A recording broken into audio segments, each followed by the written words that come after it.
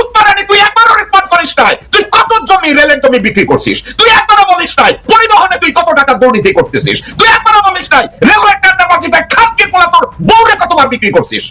খালেদ মহিউদ্দিনকে বলবো বোতলে ভরে তোর জন্য এক বোতল যেন পেশাব পাঠিয়ে দেয় শুয়ারের বাচ্চা। তুই খালেদ মহিউদ্দিনের মুখ খা। এটা একটা বিরাট পাওয়ার, ওই পাওয়ারটার বিরুদ্ধেই আপনারা চলে গেলেন না। এই পাওয়ারের সাথে লড়তে যায় না, এই পাওয়ারের সাথে লড়তে না যায় এই পাওয়ারটাকে কাজে লাগান।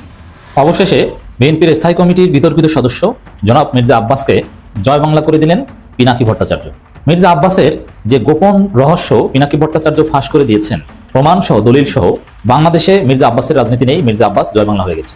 আর যে অ্যাকশন আমি দেখছি, আমার মনে হয় যে এই অ্যাকশনটা কার্যকর অ্যাকশন, যে আওয়াজ হবে কিন্তু কি হবে না, মাইর হবে, আওয়াজ হবে না। যেভাবে বাটাম দেওয়া হয়েছে, এই বাটামে খুব প্রকাশ করছি। জনাব পিনাকি ভট্টাচার্য তিনি সাহিত্যে নোবেল পুরস্কার পাচ্ছেন, এটি এক প্রকার নিশ্চিত হয়ে গেছে। আপনারা ধরে নিতে পারেন যে এই উপন্যাসটির জন্য তিনি নোবেল পুরস্কার পাচ্ছেন, যেটি এক প্রকার নিশ্চিত। ডক্টর ইউনূসের চমকে খুব অল্প সময়ে যা ঘটেছে, বাংলাদেশ অবাক, পুরো বিশ্ব অবাক। মানে কেউ এটা কল্পনা করতে পারেন যে এত তাড়াতাড়ি এত বড় ঘটনা ঘটতে পারে। আসসালামু আলাইকুম প্রিয় দর্শক, বর্তমান সময়ে বাংলাদেশের রাজনৈতিক প্রেক্ষাপট বা রাজনৈতিক পরিস্থিতির উপর বিশ্লেষণ করে আপনাদের সামনে কিছু গুরুত্বপূর্ণ ভিডিও ফুটেজ নিয়ে হাজির হয়েছি। এমনকি দর্শক, আমি আশা করছি ভিডিওর শুরুটা দেখেই বুঝতে পেরেছেন আজকের নিউজটি কতটা গুরুত্বপূর্ণ। যারা ভিডিওটি অন করেছেন তারা ভিডিওটি না টেনে সম্পূর্ণ মনোযোগ সহকারে দেখবেন, তাহলে এই ভিডিওর মূল রহস্য বা আসল ঘটনাগুলো জানতে বা বুঝতে পারবেন। তো প্রিয় দর্শক, আমি আর বেশি কথা বাড়াবো না, চলুন দেখে আসি আজকের সেই কাঙ্ক্ষিত ভিডিও ফুটেজগুলো। তার আগে বলি, যারা এখনও চ্যানেলটি সাবস্ক্রাইব করেননি তারা চ্যানেলটি সাবস্ক্রাইব করে পাশে থাকা বেল আইকনটি ক্লিক করে দিন। আর ইতিমধ্যে যারা সাবস্ক্রাইব করে রেখেছেন তাদেরকে অসংখ্য ধন্যবাদ। তো চলুন দর্শক, একটা লাইক দিয়ে আমরা ধারাবাহিকভাবে সকল ভিডিওর বিস্তারিত আলোচনা দেখে আসি। বিএনপির স্থায়ী কমিটির সদস্য জনাব মির্জা আব্বাস, আপনি যে বলছেন ওদের হাতের ওদের কলমের কোন সংস্কার আমরা সহজে মেনে নেব না, সংস্কার যদি করেন আমরা কারেকশন করব। কারণ কি সংস্কার মানবেন না কেন? আপনাদের আন্দোলনের মধ্যে কিন্তু শেখ হাসিনা রেজিমের পতন হয় নাই। আপনাদের স্টেক কতটা আছে সেটা ভাইবা কথা বলে। কিন্তু যে বিষয়ে এখানে কথা বলেছে আমি তার এই বিষয়টাকে সাপোর্ট করি।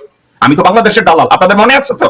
আমি বলেছি আমি কাকে পছন্দ করি আর না করি তাতে কিচ্ছু আসে যায় না। বাংলাদেশের পক্ষে যারা কথা বলবে আমি তার পক্ষে আছি। আমি বাংলাদেশের দালালি করি রে ভাই। তো খালেদ মহিউদ্দিন যখন বলে যে এই মির্জা আব্বাস, আপনাদের হাসিনার পতনে, স্বৈর শাসকের পতনে আপনাদের তো কোনো ভূমিকা নাই, আপনারা তো তাদের সহকর্মী ছিলেন, আপনারা তো হাসিনাকে অ্যাসিস্ট করেছেন 17 বছর ক্ষমতায় থাকার জন্য, তাইলে ডক্টর মোহাম্মদ ইউনূসের নেতৃত্বাধীন অন্তর্বর্তীকালীন সরকারের সংস্কারকে আপনি কেন মেনে নেবেন না? খালেদ মহিউদ্দিন এই কথা বলল। পিনাকি ভট্টাচার্য প্যারিস থেকে এটা নিয়ে কথা বলল।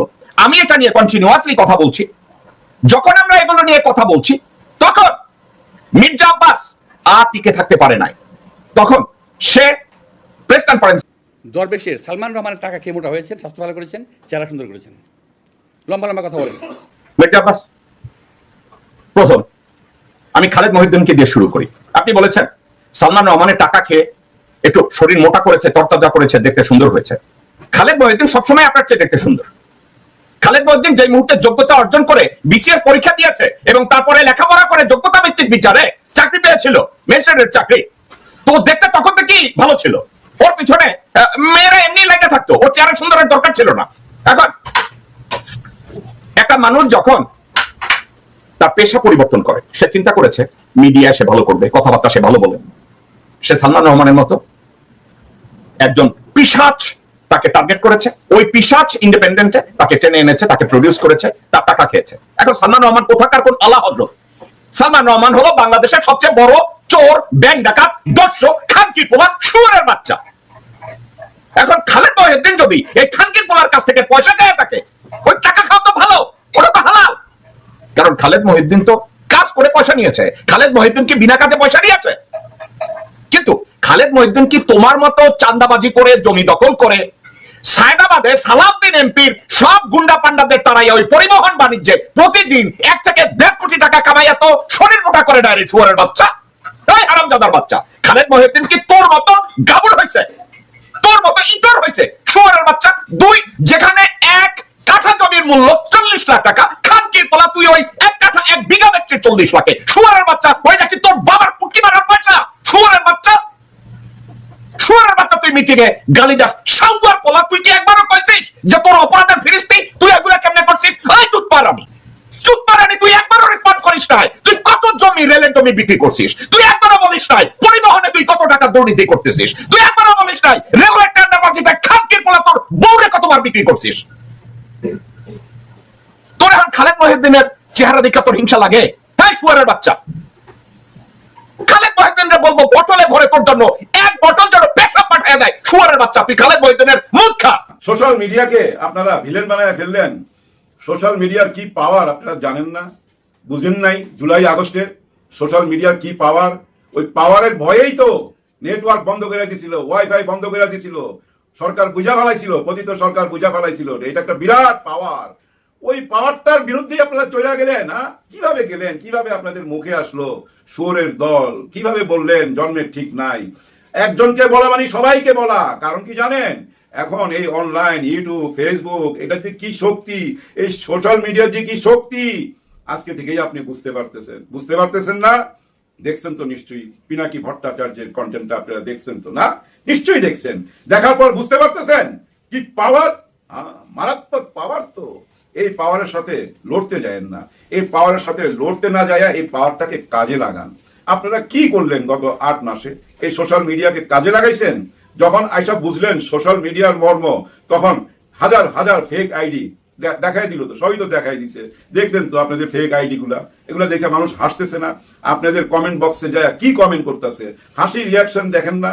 এই যে খোকা ভাই ছেলে ইশরাক খুবই পপুলার, লন্ডনে গেছে, তারেক রহমানের সাথে ছবি তুলছে, কথা বলছে, তারেক রহমান তাকে খুবই পছন্দ করে এবং ফাইটও দিছে। ভাই এই যে পতিত সরকারের আমলে তার গাড়ি ভাঙচুর হয়েছে, পুলিশের সাথে তর্ক বিতর্ক হয়েছে, মামলা হয়েছে, বহুত কষ্ট করছে, তার পক্ষে অনেকেই ছিল। উনি একটা স্ট্যাটাস দিছে ডিসেম্বরেই নির্বাচন চাই। তারপর দেখেন তো হাসির রিয়াক্ট হাজার হাজার, এবং কমেন্টে যায় দেখেন তো উনার পক্ষে একটা কমেন্ট খুঁজে পাবেন, সবাই উনাকে নিয়ে হাসি তামাশা করতেছে। তার মানে বুঝতে পারতেছেন আপনারা সোশ্যাল মিডিয়ার পাওয়ারটা? সোশ্যাল মিডিয়া হলো একটা আগুন, এই আগুন নিয়ে খেলতে গেলে ভাই হাত পুড়বেই। আপনাদের হাত পুড়ছে, মুখোশ উন্মোচন করে দিছে, কত বড় হুমকির মুখে ফেলে দিছে আপনাদের একজন হেভি ওয়েট রাজনীতিবিদকে। চিন্তা করতে পারেন? এইভাবে আর লড়তে যায়েন না। গালি হচ্ছে বুঝছেন, শব্দ বোমা। এটা শেফুদা আবিষ্কার করছিল। এই শব্দ বোমাকে রাজনীতি করতে গেলে ভয় পাইলে হবে? এগুলা মাইনা নিতে হবে। আর এই শব্দ বোমার কথা বলেন ফখরুল সাহেব, আপনার মেয়ের জামাই ফাহিম সাহেব, উনি যে শব্দ বোমা মারেন, বাপ রে বাপ, এদিক থেকে ওদিকে নিয়ে যায় তো একদম ছিদ্রি করে ফেলায়, বড় বড় শব্দ বোমা মারে। উনারটা শুনতে হয়তো ভালো লাগে কারণ নিজেদের লোক, ইনারাও আপনাদের লোক। আপনারা ভুল করছেন, ওনাদেরকে আঙ্গুলি কইরা ভুল পথে চলে গেছেন। এখনো সময় আছে, টিকতে পারবেন না, জানেন টিকতে পারবেন না। একজন একজন করে মুখোশ খুইলা ফেলাবে। ওনারা যারে ধরে তারে তো বুঝছেন ওই যে জয় বাংলা কইরা দেয়, বুঝেন না? জয় বাংলা কইরা দেয়। এবার আসি আপনাদের ভুল রাজনীতি নিয়ে, যে একটু গান গাইলাম, ভুল সবই ভুল। কি ভুল জানেন? এই যে আপনারা যেভাবে এখন সোশ্যাল মিডিয়ার পিছনে লাগছেন, সবার মধ্যে কি আলোচনা হইতেছে জানেন? আপনারা ক্ষমতায় আসলে সোশ্যাল মিডিয়ার গলা টিপা ধরবেন, কাউকে কথা বলতে দিবেন না। আপনাদেরও একজন হারুন থাকবে, সবাইকে ডাইকা নিয়ে যায় ওইখানে লিখিত নিবে, আর কোনো স্ট্যাটাস দেওয়া যাবে না, আর কোনো কথা বলা যাবে না। এবং এই যে চ্যানেলগুলো আছে প্রত্যেকের গলা টিপা ধরবেন। এই মেসেজটাই তো আপনারা পৌঁছাইয়া দিবেন সবাই ঘরে ঘরে, কানে কানে। এখন কই যাইবেন? কিভাবে এখন আমাদেরকে সান্ত্বনা দিবেন? কিভাবে বুঝাইবেন যে না না না আমরা এখন সংস্কার চাই, আমরা ইউনূস স্যারের পিছনেই আছি, নির্বাচন পরে দেন, কোনো অসুবিধা নাই? এই ধরনের কথা বললেও কিন্তু কেউ বিশ্বাস করবে না। কারণ কি জানেন? আপনাদের একটা চেহারা ফুইটা উঠছে, আপনারা ভুল রাজনীতি করছেন, ওই জন্য ভুল সবই ভুল বললাম। কেন বললাম শুনেন, আপনাদের সোশ্যাল মিডিয়ায় কোনো লোকজন নাই, আপনাদের কর্মীরা কেমন কর্মী, সোশ্যাল মিডিয়ার সম্বন্ধে এদের কোনো বিন্দু মাত্র জ্ঞান নাই। জ্ঞান যদি থাকতো তাহলে একজন ধরা পড়লে আরেকজন তো সাবধান হয়ে যেত। সোশ্যাল মিডিয়ায় কি আসে, আপনারা থানা আক্রমণ করেন, আপনারা কয়েদি ছুটায় নিয়ে যান। একজনকে আমি দেখছি জানেন, শত শত গাছ কাটা ফেলাইছে, কারণ তার বাড়ি দেখা যায় না, এই জন্য গাছ কাটা ফেলাইছে। দূর থেকে যেন তার বাড়ি দেখা যায়। কেউ কারো গরু লয়ে চলে যেতেছে, কেউ কারো দোকান লয়ে চলে যেতেছে, কেউ টেম্পো স্ট্যান্ডে আছে। কেন সোশ্যাল মিডিয়াতে নাই? কেন আপনারা প্রচার করেন না শহীদ জিয়াউর রহমানের আদর্শগুলা?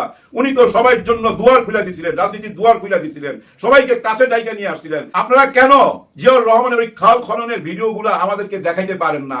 আপনারা কেন উনার ছিঁড়া গেঞ্জির ওই ভিডিওগুলা বিডিবিতে তো আছে, সেগুলো আমাদের কাছে প্রচার করতে পারেন না? আপনারা কেন আপসহীন নেত্রী খালেদা জিয়ার কর্মগুলা তুইলা ধরতে পারেন না? ওনাদের ভাষণ আছে, অনেক কথা আছে। পিনাকি দাও আজকে একটা স্ট্যাটাস দিছে যে আপনারা এগুলা কেন করেন না? এগুলো যদি করতেন তাহলে তো রাজনীতির চেহারা চেঞ্জ হয়ে যেত। ডক্টর ইউনূসের চমকে খুব অল্প সময়ে যা ঘটেছে, বাংলাদেশ অবাক, পুরো বিশ্ব অবাক। বাংলাদেশের রাজনীতি বিশ্লেষক থেকে শুরু করে আন্তর্জাতিক সম্পর্ক অ্যানালিস্ট সবাই মানে কেউ এটা কল্পনা করতে পারেন যে এত তাড়াতাড়ি এত বড় ঘটনা ঘটতে পারে। দর্শক, একটু ব্যাকগ্রাউন্ড থেকে আসি। ভারতের উপর আমাদের যে নির্ভরশীলতা, এটা ছিল একটা ইনএভিটেবল রিয়ালিটি, যে এটা বাস্তবতা, এটা তো এড়ানো যায় না। জামাতের লোকজন বা যে কোনো বিশ্লেষক বলতেন, বিএনপির লোক, বাংলাদেশের 3 দিকে ভারত, তাদেরকে এড়িয়ে তাদের বিকল্প তো আদৌ সম্ভবই না। তাদেরকে এড়িয়ে কি চলা যায়? তারা নেগেটিভলি নিলে কেউ টিকতে পারে? জামাতের মধ্যেই পারসেপশন ছিল, জামাত নেতারা এটা বলতো যে 3 দিক থেকে ভারতের তো একটা বাস্তবতা। আর ভারতের সাথে আমাদের বর্ডার আছে, সেখান থেকে বাংলাদেশের মানুষ খুব সহজে ট্রেনে গাড়িতে ভারত যায়, চিকিৎসা নেয়, শপিং করতে যায়। ভারত থেকে অনেক জিনিস আমরা আমদানি করি, কিছু জিনিস আমরা রপ্তানিও করি, কিছু জিনিস তারা চোরাচালানো করে। তো এই যে বাস্তবতা, এটা এড়িয়ে চলা কি সম্ভব? যেমন ভারতে বাংলাদেশের একটা বিশাল অংশ মানুষ চিকিৎসা নিতে যায়, আমি নিজে গিয়েছি। তো সেখানে এটা বন্ধ হয়ে গেলে কি হবে? জামাতের অনেক বড় নেতা, মহানগর আমির পর্যায়ের নেতারাও ভারতে মারা গিয়েছেন চিকিৎসা নিতে গিয়ে, গাজীপুর মহানগরী আমির। এবং এটা যদি না হয়, ভারত যদি এটা না দেয়, কি একটা অবস্থা হবে? জামাত ইসলামী ক্ষমতায় আসলে মনে হয় ভারত এগুলো দিবে না, এরকম একটা পারসেপশন ছিল।